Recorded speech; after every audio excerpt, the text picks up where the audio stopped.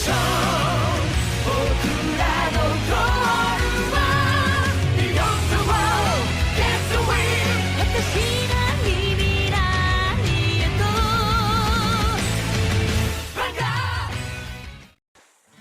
guys, welcome to Cardfight Belly channel.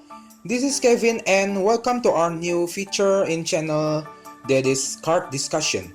Here we're gonna discuss a card, especially the new card that refilled on card of the day and Monday Blue Shirt or something like that. And the card we're gonna discuss now is the new Kagero G-Guardian from the GBD7.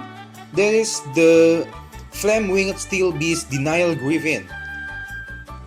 Or Denial Griffin, I don't know which one right to spell it.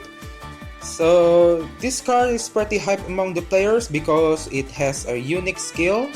It's pretty simple. It's a G-Guardian, and the skill when this unit is placed on the Guardian Circle, you may pay the cost, the counter bless 1. If you do, choose one of your opponent attacking little guards and retire it. So it's a pretty much simple, but it's a responsive card that able to retire your opponent guard during their battle phase, just like a trap card in Yu-Gi-Oh! Sakuratsu Armor or Lightning Bolt in Magic the Gathering. But this is pretty unique in Vanguard because in Vanguard we rarely have a responsive card like this that disrupt the field. So far we only have Lizard Soldier Bilog and Eradicator Unruly Dragon from Nadukami. But this Denial Griffin is pretty much on the whole new level among the other. So why this card is good and pretty hype among the players? Yeah, so first, this card easily disrupt any real guard plays or any rare guard that has no matter how much the power it gonna get retired instantly. As long as you can discard or pitch a heal trigger from your hand. So this card is instantly can screw your opponent Railguard play, especially against the Railguard centric deck like Aqua Force, Nova Grappler, Neo Nectar, or Spike Brothers on some extent, maybe Angel Feeder, Great Nature, and Tachikaze, and many things that is Railguard centric deck. This card doesn't have any hard restriction like Beloga or Unruly Dragon, so it's really easy as long as you just put him on the Guardian Circle and bam, the attacking the guard is gonna get retired, no matter how big the power is. So second, it can pretty much destroy the Rearguard centric deck and their combo, the infamous combo like against Aqua Force. You can destroy their 4th attack enabler, making their strike Lambros or Tetra Boil and making them pretty much a vanilla on the turn. And like against the Nova Gripper, you can destroy a powerhouse like Sazanda and make their combo really weakened during that turn. Also, this card is pretty much counter the counterplay that Railguard centric deck has against the Kagero. So against Kagero, most of Railguard centric deck has to hold their resources on their hand and can just put anything on their board because Kagero can retire their Railguard, so it can put them in a pretty bad situation.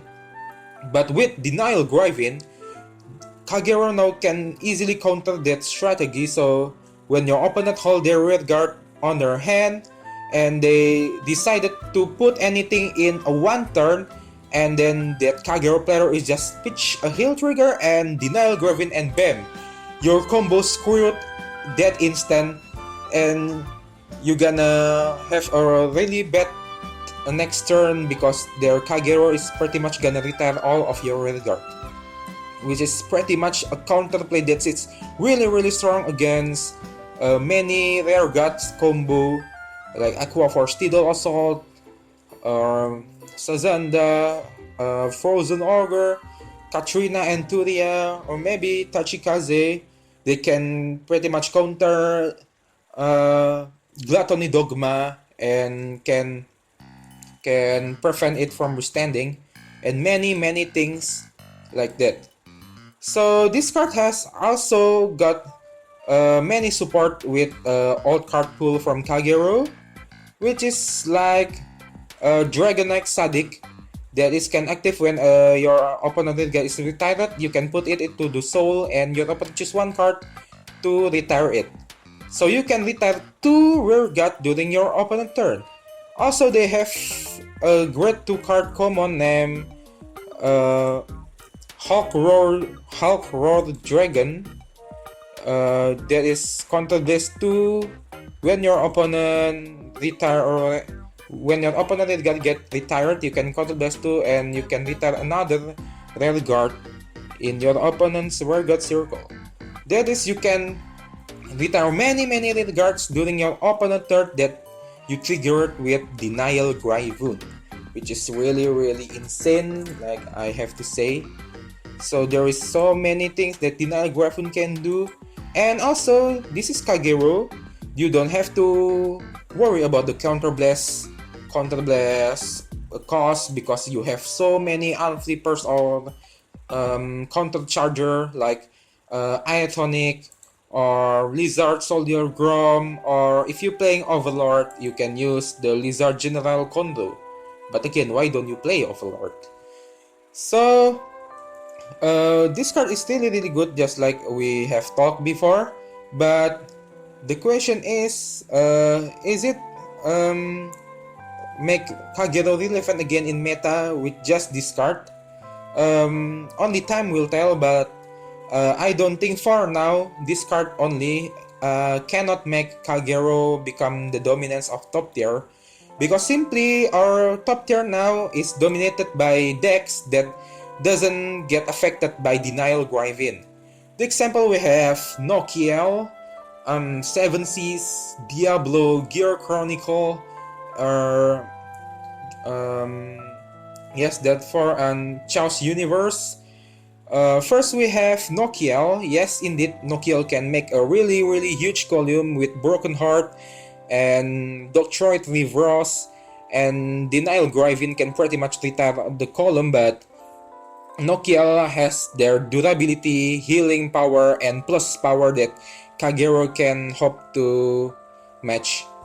And against 7 Seas, their play gonna get disrupted a little, but their stream of losses, and they also have like Cannoneer and multiple attacks like Nikaros, and reviving things from Dub Zone doesn't really get affected by Kagero. Also, Chaos Universe is not really a Vanguard centric, and against Gear Chronicle, here is a pretty interesting ruling that the Malum and Upstream combo doesn't hindered by Denial Griffin, because they're both active at the attack phase and not before your opponent can put a Guardian in the Guardian circle. So pretty much Malum and Upstream Dragon can still works even though the opponent use the Denial Griffin. And also we have Sanctuary Blaster. Denial Griffin can pretty much cancel the Liu and Barkgull and Flowgull combo, but with Royal Paladin plusing power like from Connect of Twin Sword, Binon and Ricard or Miron, they pretty much doesn't get hindered because they can just plus every turn and make back their board, filling up with Rear Guard like with Aerial Knight Altmile and just like that. So I don't think Kagero now with this card can dominate the meta, but I think this card can make Kagero pretty popular choice in the team tournament, because this card pretty much kill almost 80% of the tier 2 deck or below.